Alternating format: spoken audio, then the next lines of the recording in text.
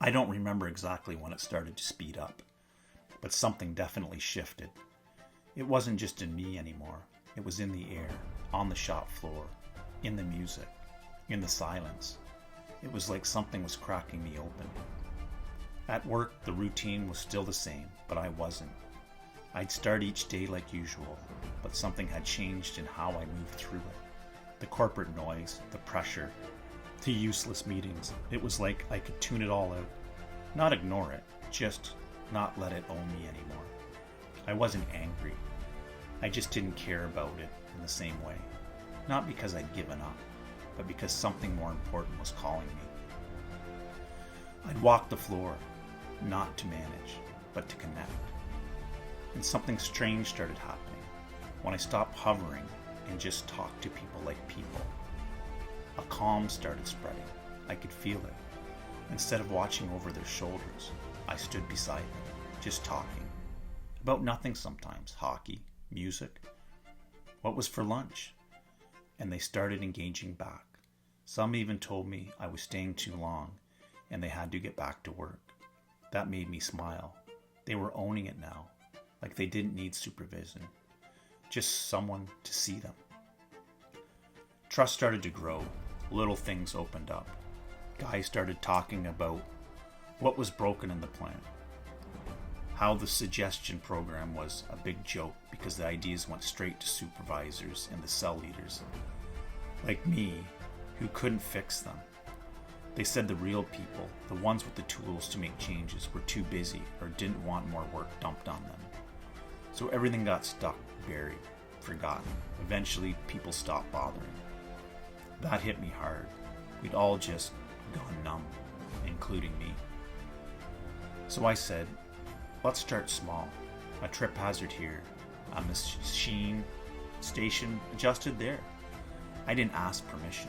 I just asked for ideas that we could do now. That's when the ripple began. At home, I'd be in the garage, same place where I used to smoke and drink with the guys. Now I was just having a coffee, sitting in the old top chair, staring at the ground beside the freezer. The peace there, it felt different now, like I could hear myself think again. But more than that, I could hear something else, a buzz in my head, like static. Like when you flip to an empty TV channel and all you get is that white noise fuzz. It wasn't scary. It felt like, well, connection. Ideas would just show up, like a voice, not in words, but in thought. What about this? And I'd write it down on a scrap piece of paper and pile them in the corner of the kitchen. Messages, questions, weird connections I hadn't considered before. Like, if the creator built the stars and the universe, did the same creator build us? What were angels, really? Stuff I never used to think about, and now I could not think about it. The music changed too, or maybe I just heard it differently. Songs I've heard for years suddenly hit differently. Some upbeat ones felt darker, like some tracks like taking shots of booze. The beat was fun, but something underneath was off, like I could feel the pain hidden in the lyrics. And one of the songs came on, Cats in the Cradle. I'd heard it 100 times, but this time that one line, I'm gonna be like you, Dad, cut through me like glass. I saw the cycle. I was becoming him, a workhorse, always providing, never present, and now I was waking up in that same life. My dad wasn't bad, but he never was really there, and neither was I. Even at work, I wasn't managing anymore.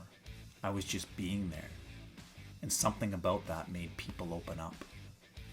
One guy, who hadn't said more than a few words to me in years, someone I used to look up to when I started, approached me, said, Johnny, remember when we asked you what it felt like being back at your original plant? And you said, it feels like coming home. I nodded. He looked away and said, when I got in my car that night, it felt like lightning went through me. I started thinking about my sister, my family, stuff I hadn't thought about in years. Then he looked back at me and said, something's happening. And I knew exactly what he meant. It wasn't just happening around me, it was coming from me. The ripple wasn't out there, it was radiating from within. And because I had changed, people were responding differently. Some opened up, some didn't.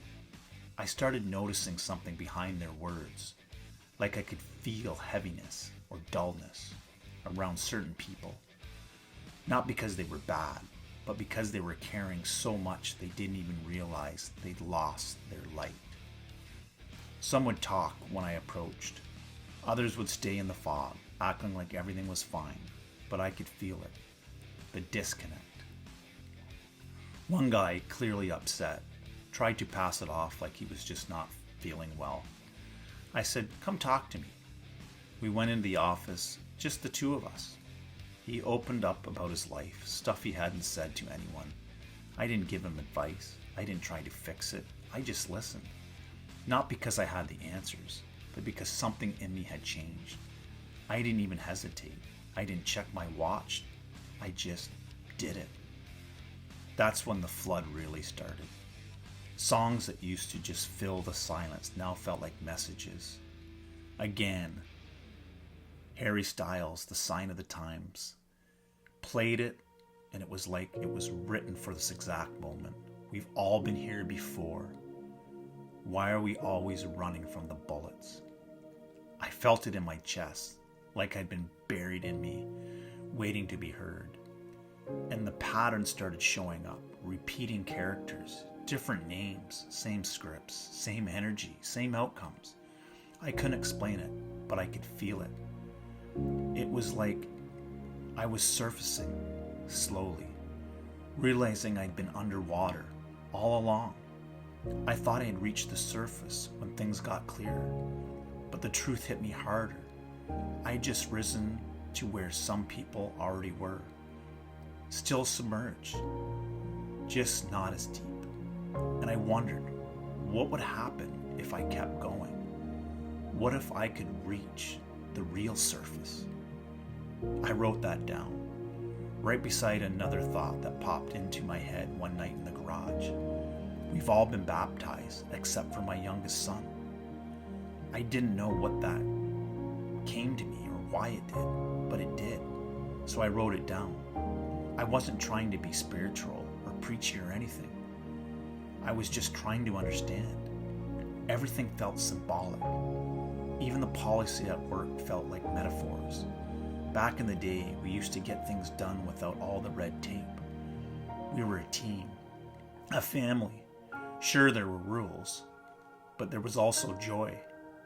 Now it was earplugs, steel-toed boots, endless forms and checklists, like we were machines, like we'd already been underwater running scripts, just like the ones I started recognizing, robots in uniforms, numb from the neck down. And I wasn't mad about it anymore. I was just aware. I don't know where this is going, and I'm not claiming to have it figured out, but I know something is rising, something in me, something in others, a ripple turned wave, maybe. And I'm not sure if I'm supposed to pull up or just keep swimming towards the surface until I can breathe fully, and maybe then I'll know how to help.